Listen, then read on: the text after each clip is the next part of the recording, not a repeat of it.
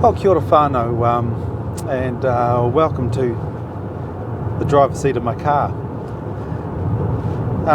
In this journey that we're going on together, not just this travel journey, but in this journey itself, we're looking at concepts of place, of identity, and practice.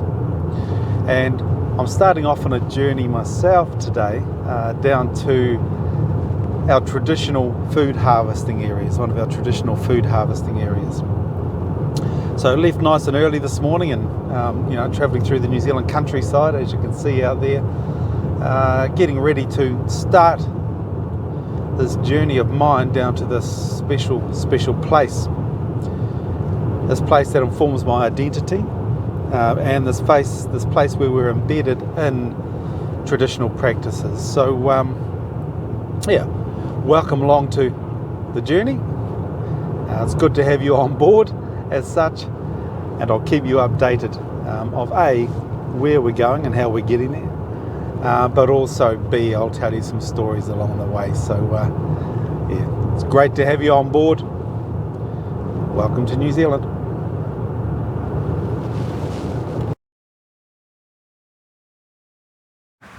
Hey guys, well, we're arrived down in a place called The Bluff, getting ready for the next leg of the journey. Here's the taxi here, so very soon we'll get on board, get airborne, and head down to this place and tell you some stories when we get there. So hold on tight, it's going to be a bit of a trip.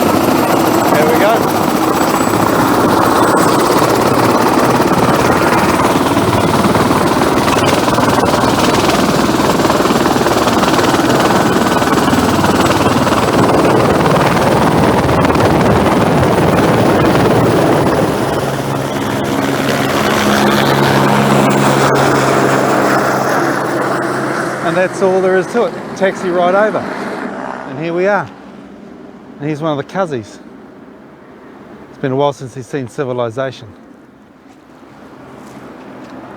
Here we go. On the island. Tell you some stories soon.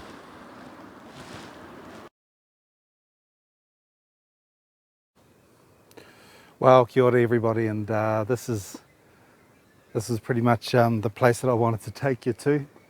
This is my island. This is the end of the taxi rides, and I'll just tell you a wee bit about our place. It's a place that's been handed down for generations by the indigenous peoples of southern New Zealand, and in here it's a place our families have always gone to participate in a food harvest, the catching of the titi, the mutton bird. And when we come here, we go to the same places that our families have always gone to. So we go to the places, the same place every year, the place that our families have gone for generations after generation. So it's very special for us to be in this place and to walk in the same footprints as the old people. So it's a place that feeds our identity. Growing up as a young man, we'd sort of take a couple of months off school every year, pack up, get on a boat and come down here. When we're down here, there's no electricity, there's no running water, there's no internet coverage, access. So when we come down, it's just us with the family, with the poa, grandfather, grandmother, uncles and aunties, etc., mother. So it's a place where our family comes in, at any given time. Even this season, I think we've got about sort of 30 or 40 relations living all around the place. It's just sort of getting late afternoon. I don't know if you can see the birds all jumping around behind me, but they're having a wee bit of fun out there. So this is the place that whenever I think about who I am and what I do, this is the place that I come to. Unfortunately, I can only get down sort of like a week at a time just now with modern life commitments. But this is the place that feeds my identity. The place that the ancestors have always gone to. The place that we still go to now and have that connection to, where we harvest food. And I've just got the camera turned around here now because I saw what's called a weka. There he goes, over here. See that fella running around over there? He's a small flightless bird, not a kiwi. He's gone in the bush there now.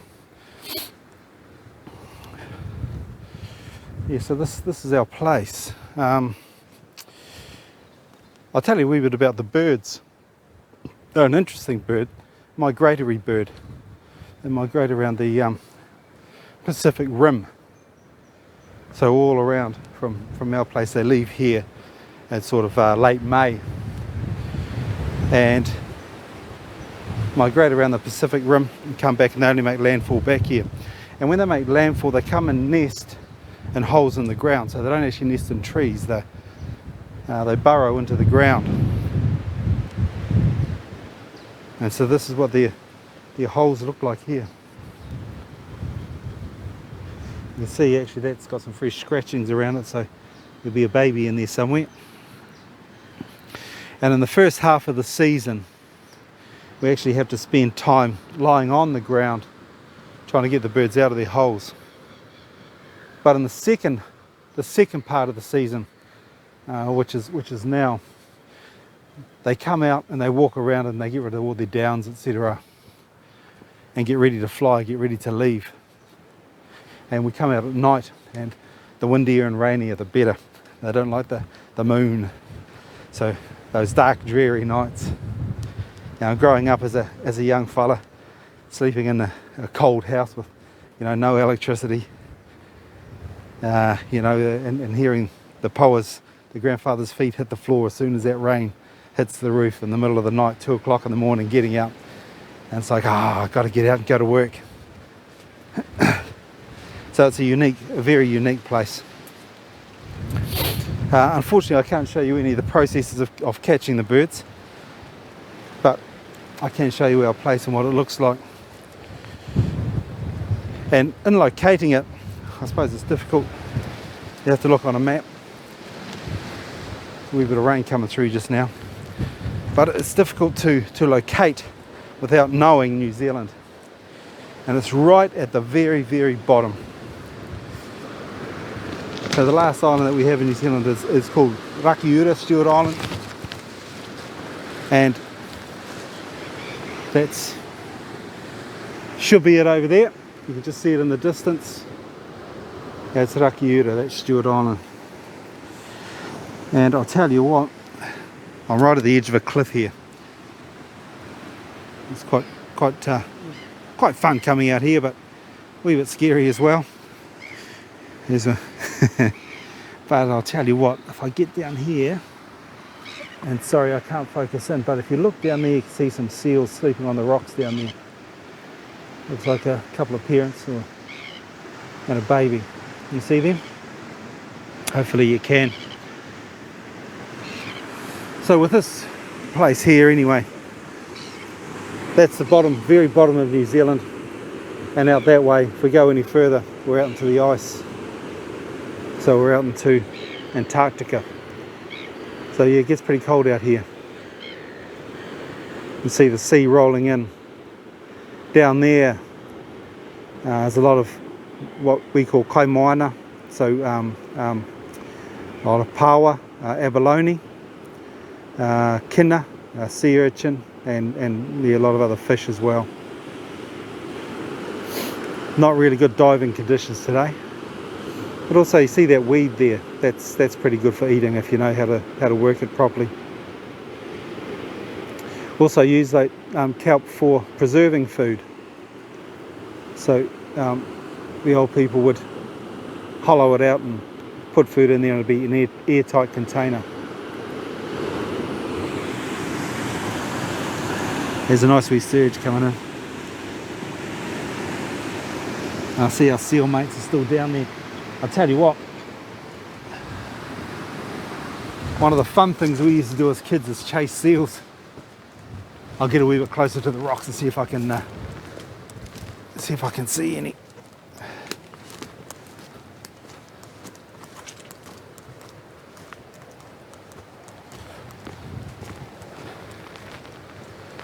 Bit of rain coming in now, so I actually think it's going to be a good night to go out and catch birds. Actually, sometimes it's a wee bit freaky because the seals, they occasionally come up into the bush and they sleep in the ferns, and they jump out at night and give you a hell of a fright.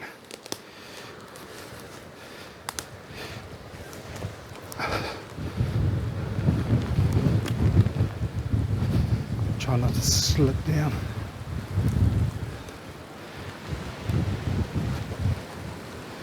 Just bear with me, guys. We'll get down here and see if we can get a close up on some of these, eh?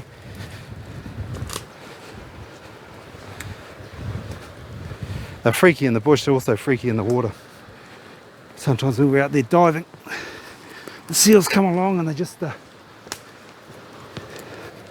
give you a wee nudge, a wee push. It's quite daunting because some of them are quite big. But, you know, the thing is they're all inhabitants here. They live here, we're just the visitors. We're lucky enough to share this place with them. You know, we don't own anything, eh? It's a lot of indigenous peoples, when they talk about land and connection to land, we don't work on an idea of ownership. We work on the idea that we live here in this place with these things. Unfortunately, no seals down there today. A lot of water on the phone.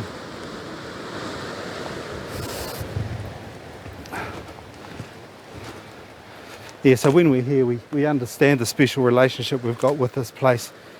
And we understand how lucky we are to be here. We try not to disturb the land or those other beings that live here, you know, or other relations that we share this place with too much. You know, apart from our food sources. That's the way that works, eh?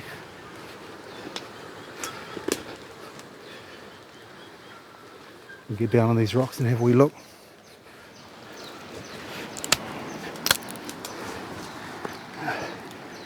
It's hard work. Now just be very careful and see if we got any little seal mates. And I think not today. Yeah. Sorry about this, guys. Brought you all the way down here. There's nothing to see.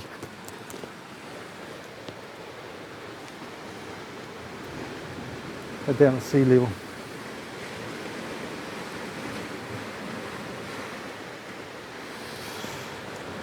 Yeah. So you know, this is my place. This is my identity. This is the place that I connect to. This is the place that when I think about who I am and what I do, I go to this place. This is the place that I know that I'm responsible for.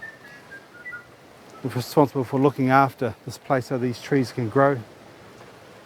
Looking after these waters so that we can get the fish out of the waters, and looking after the other animals that are here as well. And not many animals, just birds and seals mainly. But looking after everything here. Because I know if I don't, and if this place disappears, this place that we've been given by the old people, this place that's been given to us by nature, you know, if we wreck this and ruin this, there's nothing left for us, eh? But this is it. This is us. Me and the wee birdie over here.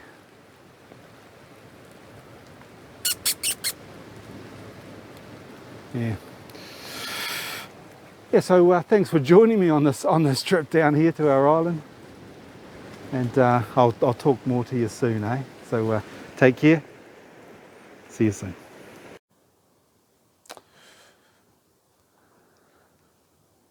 Well, g'day guys.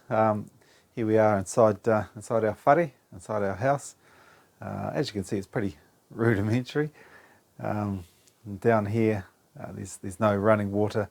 I had to collect it off tanks off the roof. There's no electricity, so it gets pretty cold.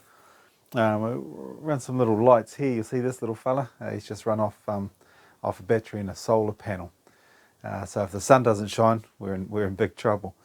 Yeah, but this house here, this one in particular, is one my grandfather built, and it's a house that I always remember being here. So when I'm thinking about that concept of place, you know, this is a place within a place. This is a refuge within a refuge. Yeah, if I could be so bold. Yeah, so it's just gone. Well, the sun's just come up. We were bleary-eyed. We've been up since 4:30 this morning. Just doing a wee bit of work, catching a few birds.